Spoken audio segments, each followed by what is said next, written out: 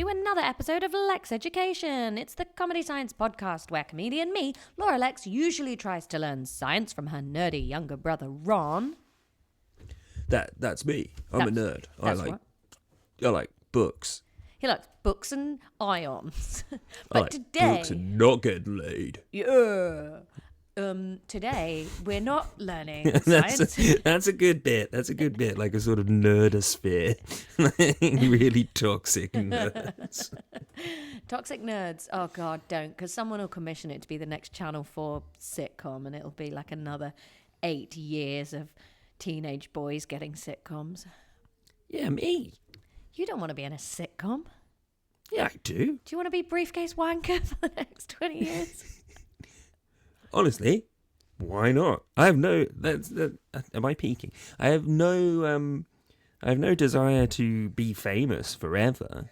So, making a shitload of money for one thing, that seems pretty good. Okay, why don't like Jay from The In-Betweeners, he's having a great time now. Why don't we spend the next year writing the Nerdosphere about our toxic nerd characters, and then we'll sell it to someone, and then everything will be great forever. Can we spend maybe even a day of that year workshopping other ideas? No. just that one. I interrupted you with mid-intro. Yeah. Have to define No, us. your first idea is always your best idea. That's the first rule of writing. But Laura, close your eyes and go on a journey with me. Okay. Trailer, clouds, sort of a panning shot over some hills, cliffs, sea. Mackie's there? Buoyancy, the sitcom, season 1. Look, season 1. Here's what happens, Ron. In the Nerdosphere, the D&D campaign that they're playing is Buoyancy. Oh. Little inside story, whatever that's called. What's it called? Pretty good, but I don't know if the toxic men of the Nerdosphere would play Kotu Brown, strongest female protagonist of the 21st century. But here we go. You need some grit in the Nerdosphere. They've had to... in order for the school to keep renting them the commune hall, community room, whatever they call common room. The commune hall. I'm watching a documentary about Mormons at the moment.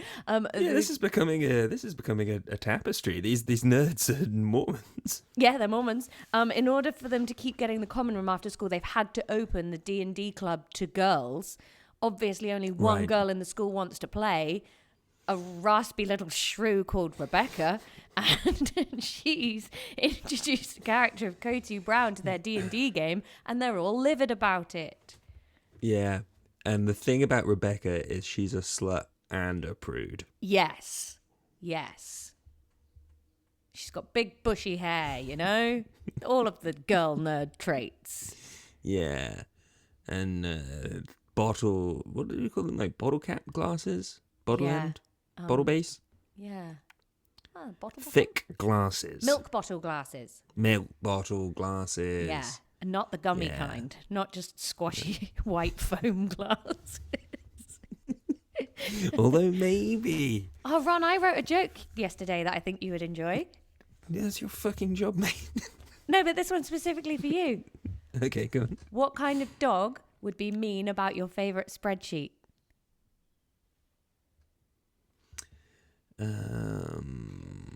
An Excel bully. Oh, It's not bad. It's a bit late, but it's not bad. That's pretty good. Yeah, it's pretty good. It's a bit late, but it's pretty good. What do you mean it's a bit late? What do you mean it's a bit Excel late? bully thing was spreadsheets aren't cool anymore. No, last Excel bullies were all of the topic last summer. Yeah, well, fine. But not for this Yeah, reason. It's not like the joke would have been any better last year when everybody's talking about people being mauled to death, and then I'm like, guys,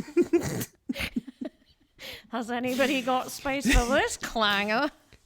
So, who's been watching the news recently? Lots of statistics there about dead kids. I wonder where they keep those statistics in an Excel bully.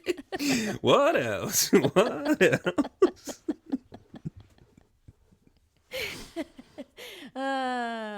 Yeah. A Microsoft head poodle. No.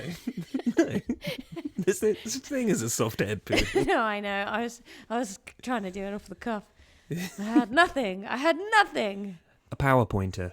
Nice. That's very good, Ron. A MS-DOS.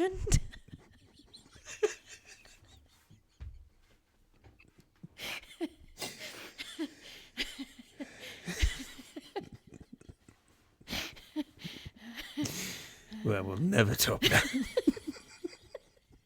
That's the end of Lexx education. It's been 4 great years, but we have had to stop now. Due to puns. MS-DOS.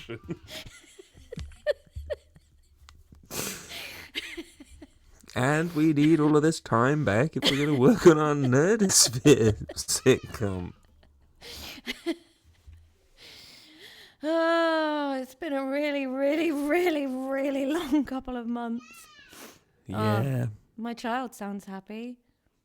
She's in a great mood at the moment, yeah. Oh, I miss her. Yeah, she's good crack. Yeah. Less than 2 weeks now. I know.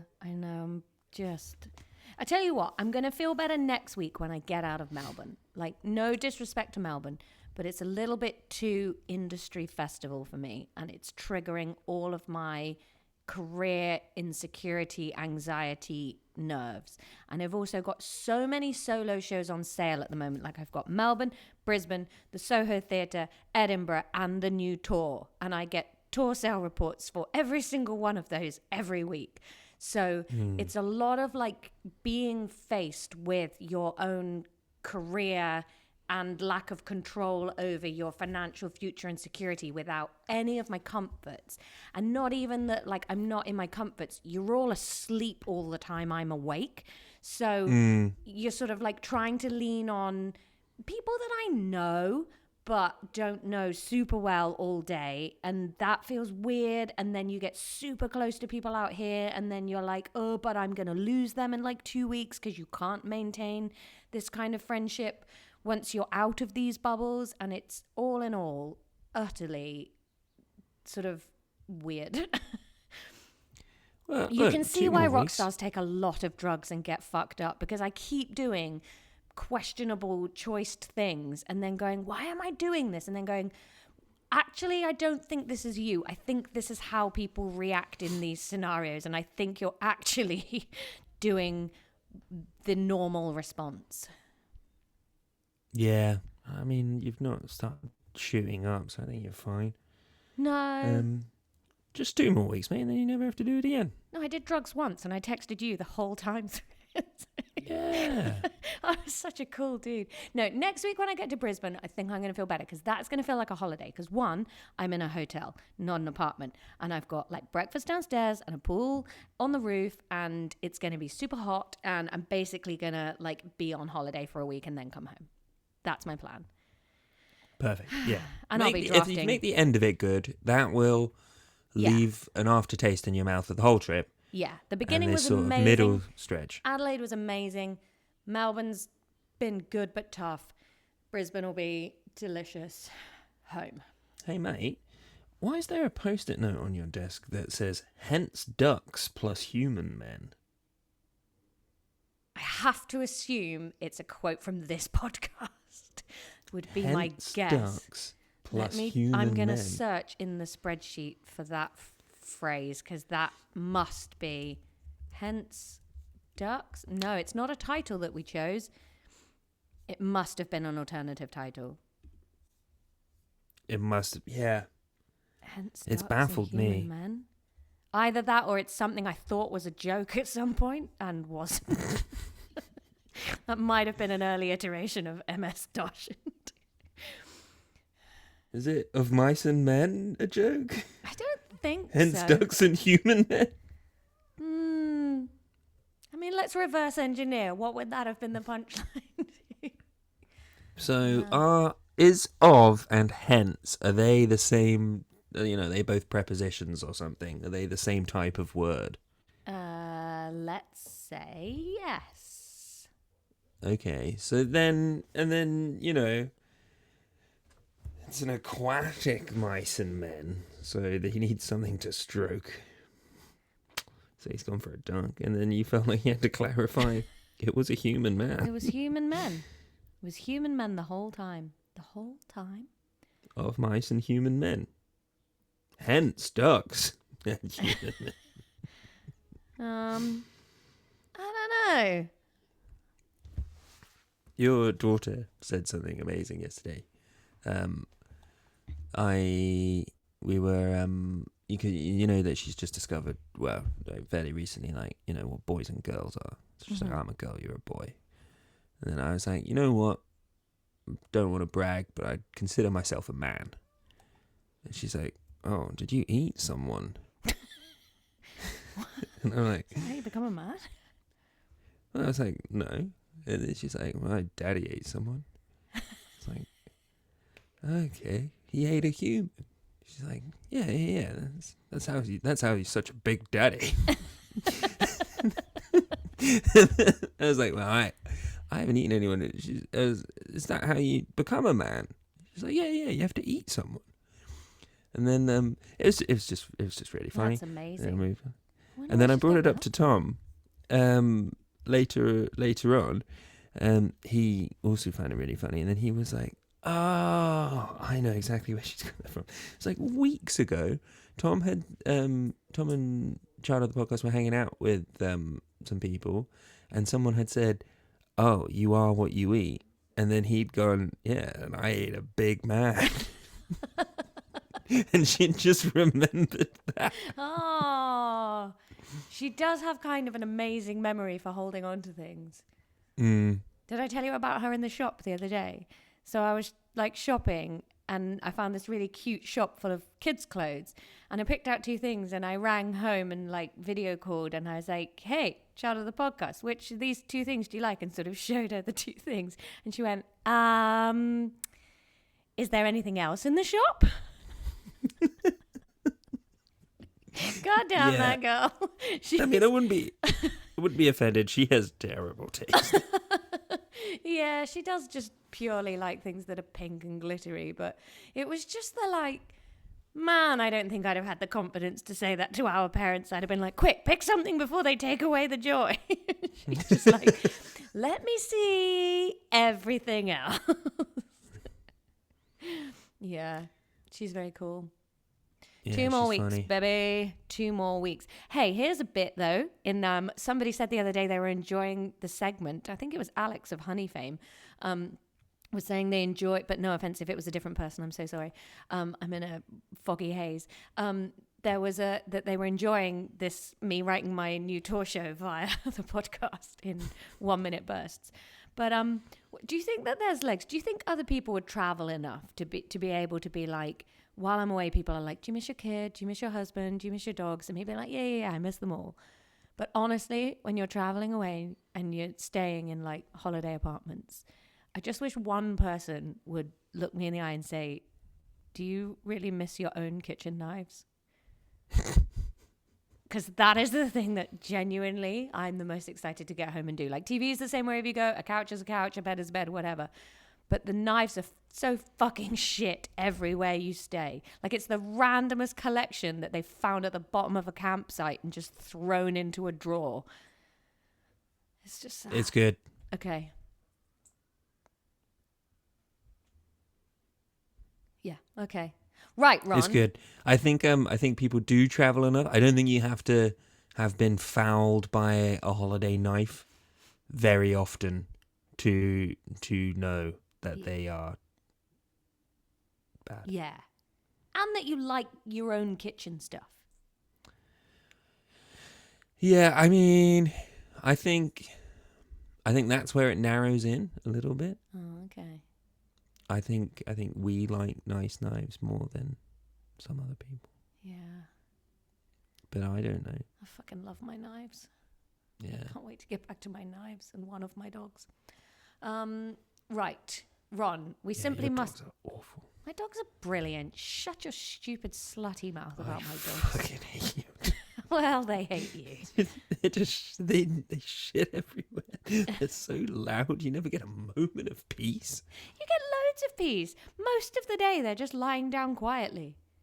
No, they're not. Yes, they are. No, Laura, they're not. You're seeing this through fish-tainted glasses. They are lying down, going like this.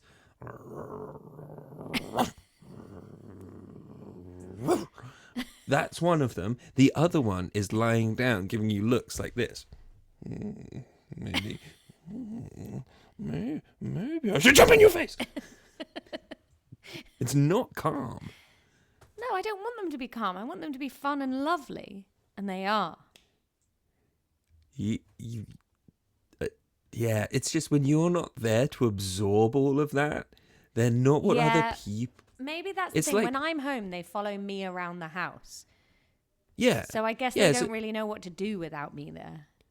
It's like if you batch cooked something that only you liked and then fucked off for 3 months, and we're all here like, licorice and beans. Oh, come on. Licorice and beans would be the last thing I would batch cook. That is 2 of my least favourite things.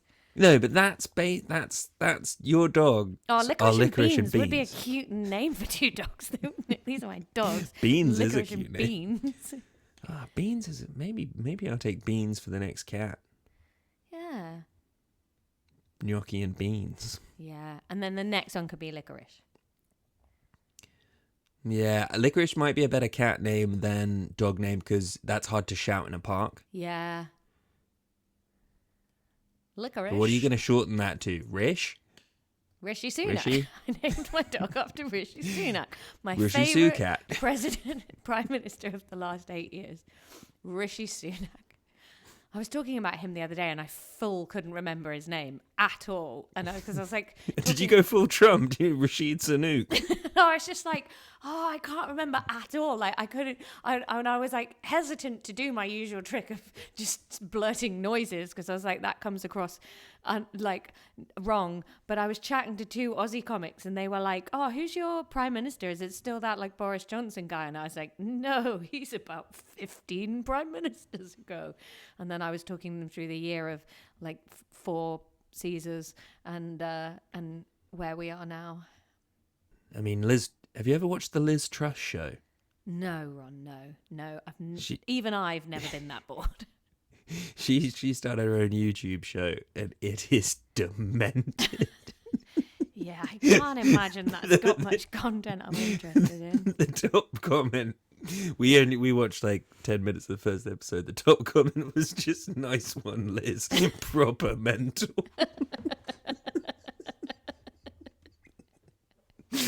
It's very funny. Yeah. What a weird woman to have got that successful. It just makes you feel better about the whole world, doesn't it? That you're just like, there's no plan. There's no meritocracy. Everything's fucked. Yeah. The right people have to decide it's your time arbitrarily. Yeah. And then, boom, straight to the moon. Not me. I'm not going to the moon. Oh, and I'm so glad all that Artemis stuff is stopped. Fuck me, it's been a horrible time to be on the internet when space scares you. Every single time I log into Threads for some fun hijinks, everybody's talking about Artemis. Now it's over, and I'm so happy.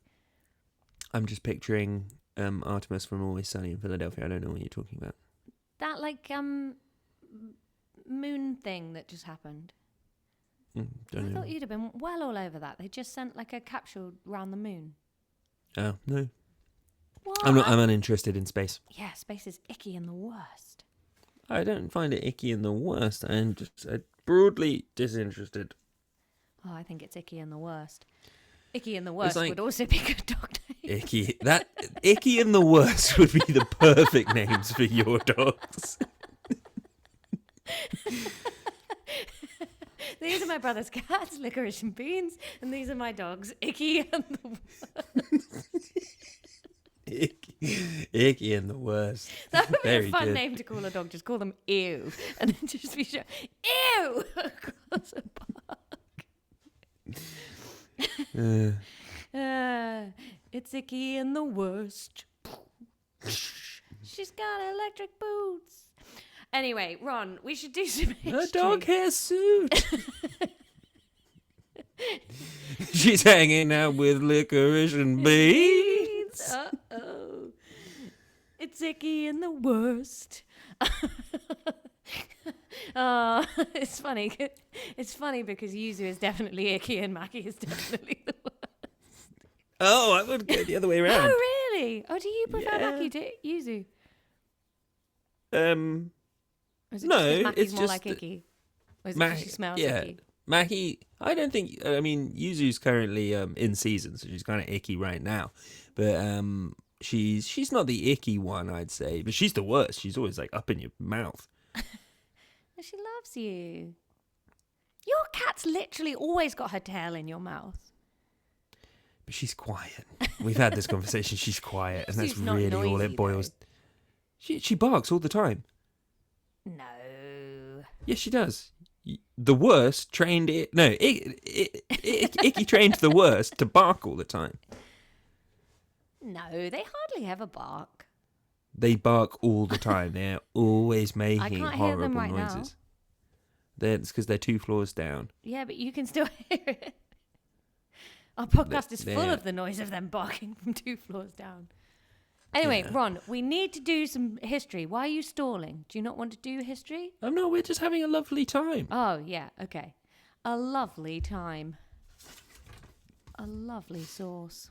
Ron, Opens. we're doing some history today, and today we're looking at the possible husbands that Elizabeth could have chosen.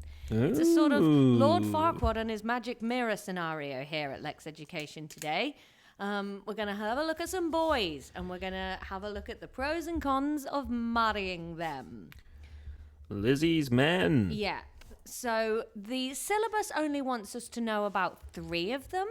I've had a look at some of the others that were around too, just to sort of round this out a little bit and give us a bit more. Okay. So first thing, not in the syllabus, but I think that this is quite interesting in terms of Elizabeth's mindset. Elizabeth was quite unusual for a baby princess in that most baby princes and princesses are obviously like married off the second they're crowning because alliances get done super early, you know? So like Mary, Yeah. her older sister, I think she was betrothed from like 6 or whatever, you know? Yeah. Which Elizabeth is, wasn't, and that is basically because the foreign powers that bead around Europe didn't really want to acknowledge Henry's marriage to Anne. So she was kind of like seen as illegitimate in Europe's eyes, sort of thing. Interesting. Okay. Anne's fault. That's what you took away from that. Fucking Anne. Nobody likes Mother. Mother. I've been watching Love Arrested Development lately. How much is one banana, Michael? How much could it cost? $10? $10. Look at Banner, Michael. It's very good. It's It is very good. All of my time is consumed with playing chess at the moment. I'm playing chess with 2 of the nephews yeah. and 2 brother-in-laws. Anyway, so maybe I'll have cut a that think. out too. Yeah. Maybe have a think about how that kind of like baby snub might affect Elizabeth's opinion of marriage moving forward. Yeah. It's literally a bit in like Always Sunny when the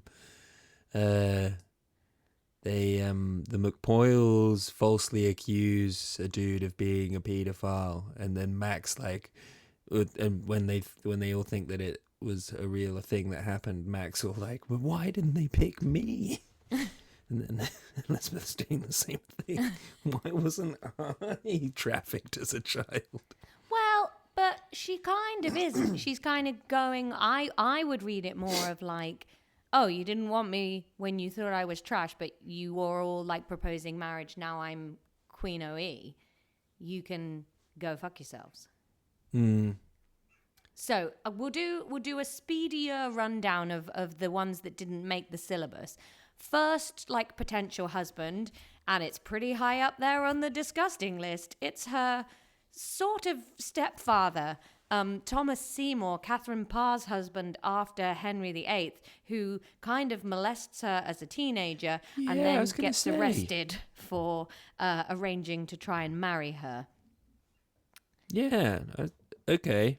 So when you say he was a possible suitor... Well, because he tries to marry her and sort of pushes for it to happen. And then after he's arrested and stuff for it, she gets questioned to see if she's like in on it. Like, was this something you wanted? And she maintains, no, absolutely the fuck not the whole time. Why was he arrested? For plotting to try and marry her. Why would that be an arrestable offence? I think because she was in line to the throne, and they're obviously just arresting each other all the time for trying to like one up each other in terms of noble peerage. So if he like runs away with her and gets married, then he's potentially regent to the throne. Like arrests weren't as watertight as they are now. You know, it's not like, oh, you have to have this much evidence. It's just like the barons get together and go, oh, we're going to bash his head in, call it an arrest. Okay. That kind of thing. So that's the first sort of whoopsie-daisy, is this on the table. Then we sort of have a range of European dudes. We've got King Eric the 14th of Sweden. Ooh. Related to Snackenborg. Yeah, probs. Snackenborg's brother, no? Was it? Didn't she fucking remember something about Snackenborg for once, will you? She was coming over to flog his wares to the lady. Hang on, let's Google. Why do you not remember anything about Snackenborg? I feel like I'm alone in Snackenborg town. No, I don't think she was married. She was related to him. Eric of Sweden? Younger daughter of Ulf Henriksson, Lord of Fjellingrim. Her father was a supporter of Gustav I, King of Sweden. No, I don't think she was royal. Oh. I think she was in the same set. She'd have played tennis with him a bit, but Yeah, okay. yeah, but Her they would have father known each other. her father was a supporter of Gustav I of Sweden. Oh, is he like a rival to Eric the 14th? We simply don't have time. Okay. Well, listen, we'll do a Patreon episode at some point about King Eric the 14th of Sweden. No, we'll do it about Helena Snackenborg. Helena Snackenborg rides again. The third Snackenborg episode will finally get to the bottom of Gustav v. Eric. So Sweden was Protestant. That makes it a plus side. Like, oh, that's pretty sexy. But obviously Elizabeth's always trying to play that line of like, don't go too Catholic, don't go too Protestant. Try not to piss anybody off too much. So that would have been nice. He tried to negotiate for her hand in marriage for several years. And then in 1560... Put the work in. She sort of twinkles him along for a bit, and then in 1560 she's like, hey, I'm really sorry. I don't love you. I will not be marrying you. And that puts an end to it. And then I really quite enjoyed, he tried to marry several other European princesses and then gave up and just married his mistress. It's like, well, we're all fair play. Do you want to get married? And then he began to show some signs of insanity and was imprisoned and dethroned by his own brother. So that's a nice end for him, isn't it? I wonder what he did to make people think he was insane, or if he did, in fact, anything. Maybe and he syphilis. wasn't just locked up. Maybe syphilis. Could be syphilis. There was the Archduke Charles of Austria. Again, she dangles him for like a year, but he's Catholic and she doesn't dally with the incense, so she packs him off as well. Then the last one really is not one of the big three, but it's sort of like, fuck, it's bleak. So one of the big three, who you've probably heard of before, and I think he's come up, is Robert Dudley, the Earl of Leicester. I think we've talked about him before. Oh, yeah. Is that sarcastic? Oh yeah. No. We've talked about Robert Dudley. Yeah. I think I said, is he from Dudley? And then we said, I don't know. No, he's from Leicester. Or he's the Yeah. Earl of Leicester. I know they're probably all from London, aren't they? So this is his stepson. Some great Danish kings on Helena Snackenborg's Wikipedia. Svein Forkbeard, amazing. Nice.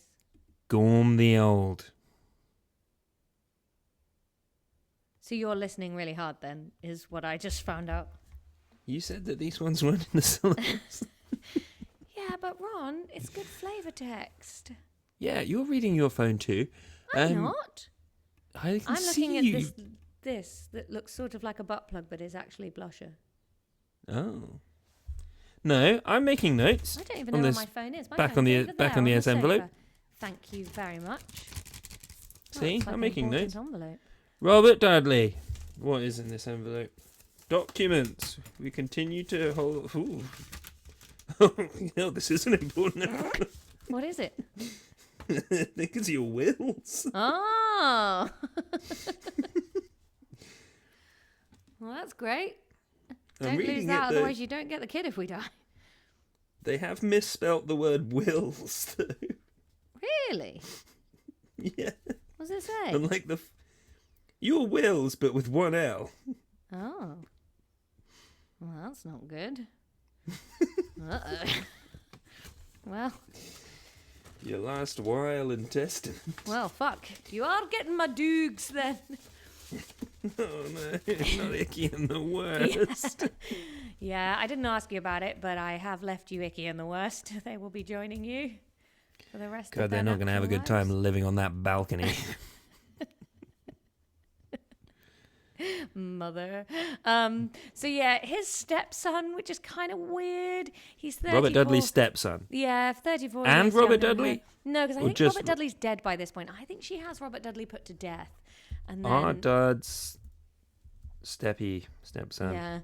And then Wait, why am I basically writing this down? This gives his isn't- stepson all of the positions that he had, and they were quite tempestuous, which he probably liked. Like, Why there's was that Icky if it was Robert Dudley's stepson? well, because she's been maybe fucking, but definitely in love with his dad for like, Oh. and now she's 34 years older than this dude, and is like, I'll pick up where he left off with you.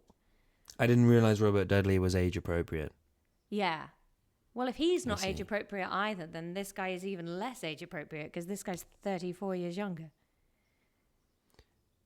Well, I didn't know that until then. I said it before. I wasn't listening. I was No, I reading know. about Gorm the Old. Yeah, you were. Yeah. I've he's- closed all of those windows now. I am adrift in the sea of this knowledge. Yeah. So Okay. it doesn't work out with him either. I think she has him killed for treason because he sort of fucks up destroying Ireland and then comes home and tries to make her declare James VI of Scotland as an heir, and she gets cross and has him killed. So she's very much like her father in some respects.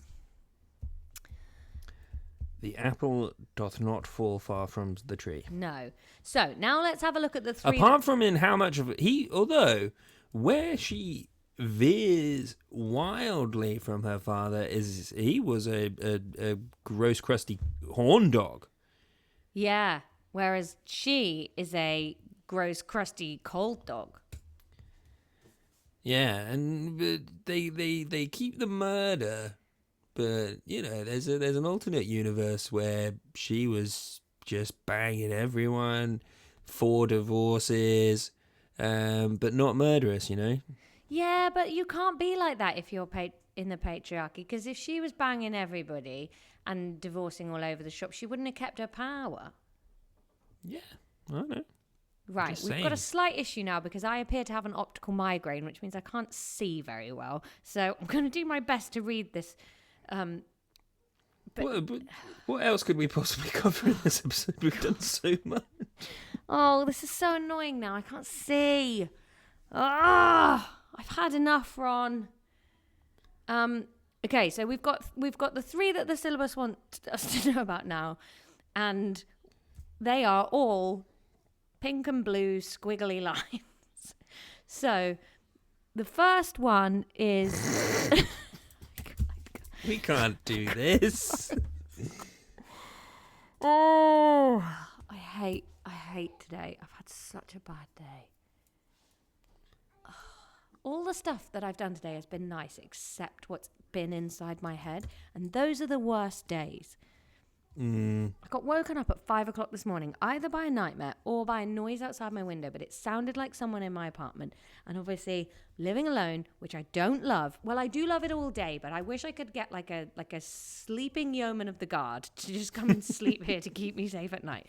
Because I love to be alone all day. And then at nighttime, every noise makes me think someone's broken in. And then I lie there thinking, for what, darling? You don't have anything.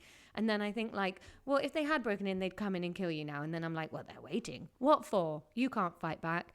And then I just stew for ages. Ugh. Anyway. I get that too, but only if I'm at home, I'm fine. But anywhere out, I'm also alert to the noises.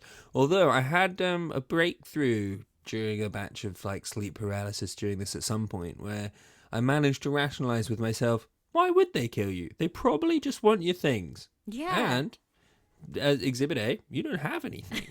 Yeah. So and all fine. my stuff is in the easiest room to nick it from. I'm not like sleeping with my valuables under the bed. They don't have to go through me to get to this one laptop that I've brought with me. Yeah.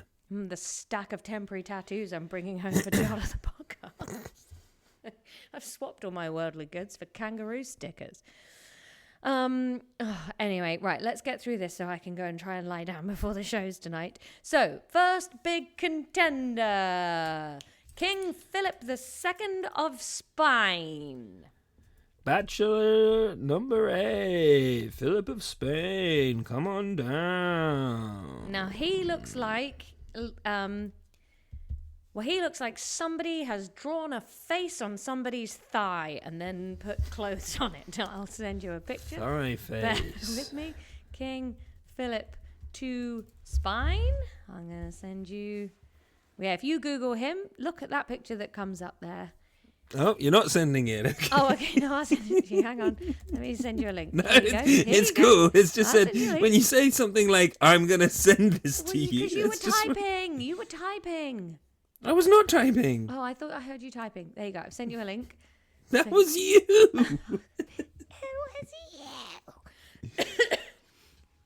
Oh. Do you see what I mean? He's Like he's got pale this for long hat Spain. on, and he's pale, and it looks like a thigh with a beard stuck on. He's very baby looking. He looked exactly like a dude from Star Wars. He Google this character from Star Wars, and I'm gonna send this to you.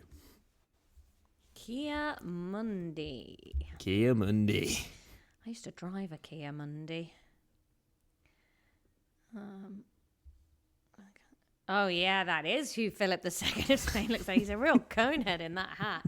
Yeah. So he's unattractive. Let's put that in. Hilariously, Google has picked 6 pictures of Kia Mundi, and the top of his head is not made it into any of them. What's a long head? How are you supposed to get that in? Look at that. Wow, That's really yeah. made me chuckle. Now he looks at least like a well-exercised thigh. Philip II looks like a gone to seed one. Yeah, Kia Mundi's head is ripped. Yeah. How do you even get your head that ripped? Right. Kiadi Mundi. Sorry, Star Wars fans. Sorry, everybody. So the thing about All right, thigh face. thigh face. The thing about thigh face. Let's do the positives first. He's the most powerful and the richest monarch in Europe. Bang in. He's basically the most powerful person in Europe. Yeah, basically. He's also, at this point, Spain's like gone and colonized South America. So he's got all of that shit coming in. Spain All are the very riches much of in the their, new world. Yeah, they're very much having a good time at the moment over in Spain. And he's a Catholic, so maybe that's good. She's is a that good? Protestant, and he's I a thought Catholic. that would be bad. Well, she doesn't like that personally, but maybe that's good to put some balance in the country. You know, she's all about trying to please everybody. I'm going to put that in a middle column. Yeah, okay. I think the thing Laura, is... you can't see. No, I know. It's really bad. Should we just finish this? We'll do another history episode next time and talk this through, because you seem like you're in great pain. I'm not in pain. I just can't see, and that's annoying. Yeah. But then I feel like we did all the stuff that's not in the syllabus and not the stuff that is. Yeah, welcome to the fucking podcast. No, it's fine. Let's just we've got 3 suitors, and I can do this with my eyes closed, which is good, because all I can see is wiggly lightsaber worms. Negatives. I'm dehydrated. Are you? That's not like you. I walked up here without my bottle, and then I forgot to get it. Oh, Ron. Okay, we'll whiz through these. Negatives. He was previously married to her sister. So that's not joyous, is it? And if you remember, that sort of marrying your dead sibling's partner was exactly what kicked off the whole Catherine of Aragon, you've got to get in the bin debate. So that's tricky. They don't list it here, but I do wonder if Elizabeth would have had a problem marrying into Spain, given that that was where Catherine of Aragon was from. And obviously she's been rejected by everything Spanish her whole life for being the mistress's kid, you know? So they don't list that there, but that I would submit that for thought.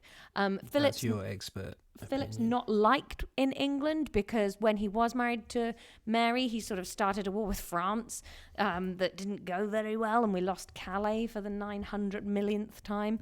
So that's not good. She doesn't like Catholics, and Philip and Mary never had an heir, so we're not sure of the stability of his jizz. Right. No heir. Okay. So that's him, right? That's Philip II. He's a possible. Right. Then we've got Robert Dudley, Earl of Leicester. They positives, childhood friends, and a lot of the consensus is that they were in love with each other. So always nice to be married to someone you love, right? Friends in love. Okay. And a friend in need is better. Bachelor number 2, please. Hello. He's from a good English family, so that's great in terms of not inviting a big foreign power in to fuck with your throne. Good fam. Yeah. And he's a Protestant. Yay, they can pray together. Prot. So there's some good stuff for that. Right. The negatives. Dead. Killed him. The negatives. This isn't funny. But he was married, and then his wife fell down the stairs, and everyone thinks he pushed her so that he'd be free to marry Elizabeth. So possibly Killed a murderer. his ex. Okay. Always gonna I'm going to underline that one. It's hard to respect someone that's pushed their wife down the stairs. While I don't think that's good, let's not pretend Philip of Spain doesn't have any blood on his hands. No, exactly. And he wouldn't have had blood on his hands because at the point he pushed her, she wouldn't have been bleeding. He's got gravity on his hands. So that's the first negative. His family history is a bit problematic because his father and grandfather were executed by Mary I, her sister. So that's going to be awkward at Christmas dinner, isn't it? It's so fucking messy being a 16th century monarch. And then their marriage would have been problematic because anybody that you raise up like that, like if you take a family and you make them your favorite or give them the kingship or whatever, other families are going to kick off. And I think Cecil, is Cecil Tiny Horse? Yeah, Cecil Tiny Horse. He was the literary one, wasn't he? He doesn't like Robert Dudley, so that's going to be difficult. So there you go. So that's Robert Dudley. He's bachelor number 2, and then let's round things off with bachelor number 3. We've got Francis, Duke of Anjou and Alençon. Anjou.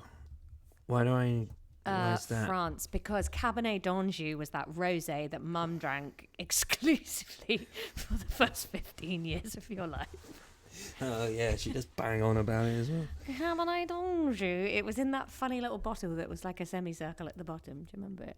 I don't know how to spell that, so I'm guessing. Oh, I saw a really great joke online the other day that was like, it's not box wine, it's cardboardeau. That's a brilliant Oh, that's joke. good. It's not very good. It's not quite XL Bully, but it's pretty good. Right, Francis. It's timeless though. That. Yeah, but fucking all right, like MS Doshant. Yeah. Amazing. Thank you. Francis, Duke of Anjou. He's the brother of the King of France, so that's kind of good. He's not like totally in charge of a country. It's not going to like be problematic deciding which is best for which one. But he's obviously got sway in France. He's also, but he is the heir to the French throne. So maybe let's marry him, give him some English tips and fun stuff, and give us some English tits. Come on over, Francis. Have a go on these. Suck at our Albion titties. And then when he does go back to France, he might be a bit kinder to the English because he's been sucking our titties for the last 10 years. So that would be good. He's a Catholic. So they seem to switch up whether that goes in the pros and cons through the syllabus. But we have to understand that whatever somebody's religion, it has its fallout. And that's why I have a nuanced middle column. Right. Okay, negatives. He's quite old. So she's 22. No, sorry, she's a lot older than him. She's 22 years older than him. So they didn't. Where's that going? Is that good or bad? This is negative because they didn't meet until she was about 46. So Young if they got boy. married, they're unlikely to have an heir now because she's dry. And so then the throne is just going to go to a French dude, and that's not what anybody wants.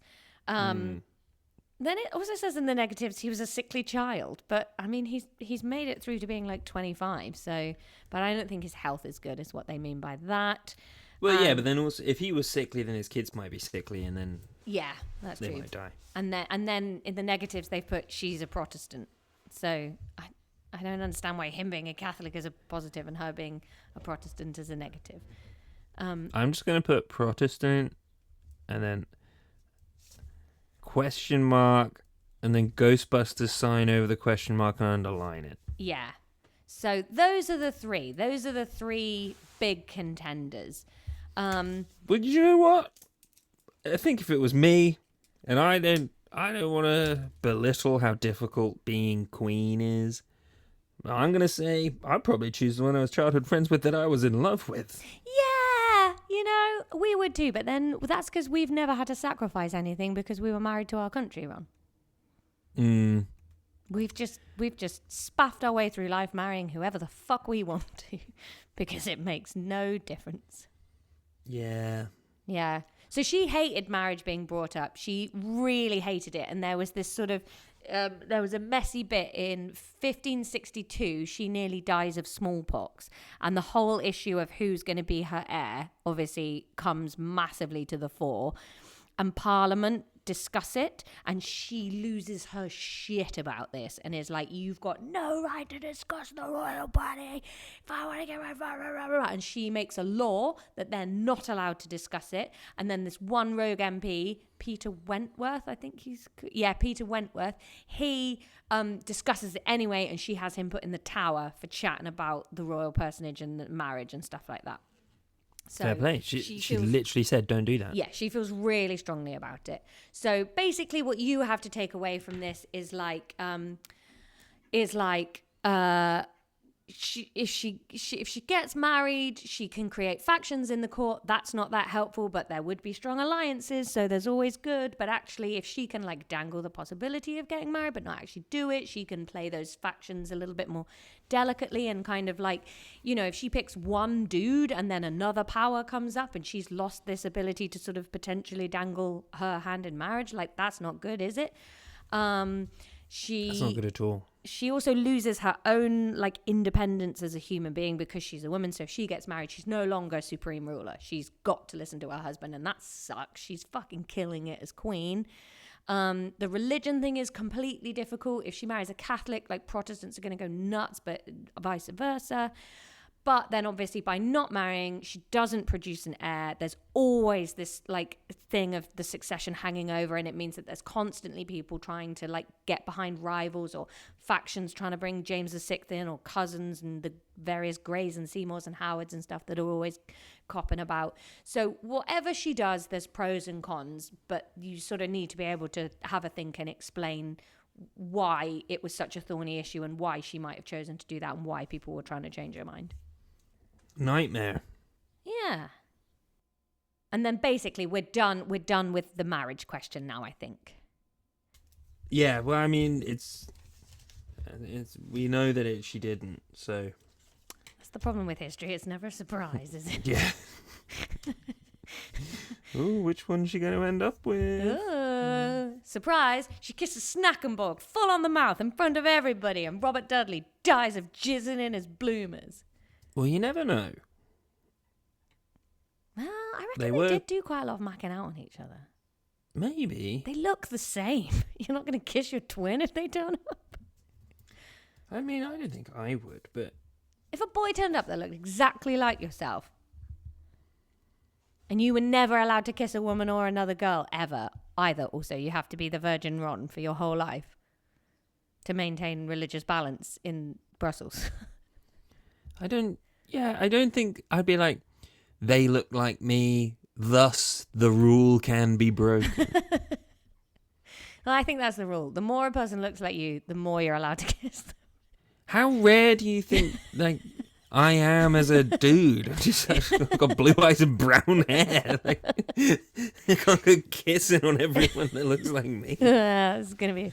No wonder you work from home. The commute would kill you. Yeah. Standing up with raw, chapped lips and a bucket of Vaseline. Flayed lips, just bare teeth from all the macking out. Don't go to a wrestling match.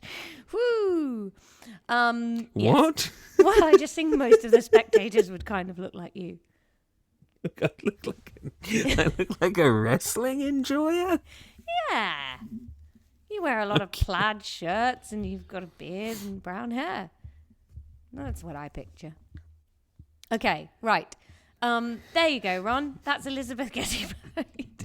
No, it's not. She doesn't get married. No, exactly. Wait, we need to stop. I need to start working. Yeah, okay. Right. You go to work. We'll be back next week with science, I guess. Boo. And have a lovely time, everybody. Snackenborg's down.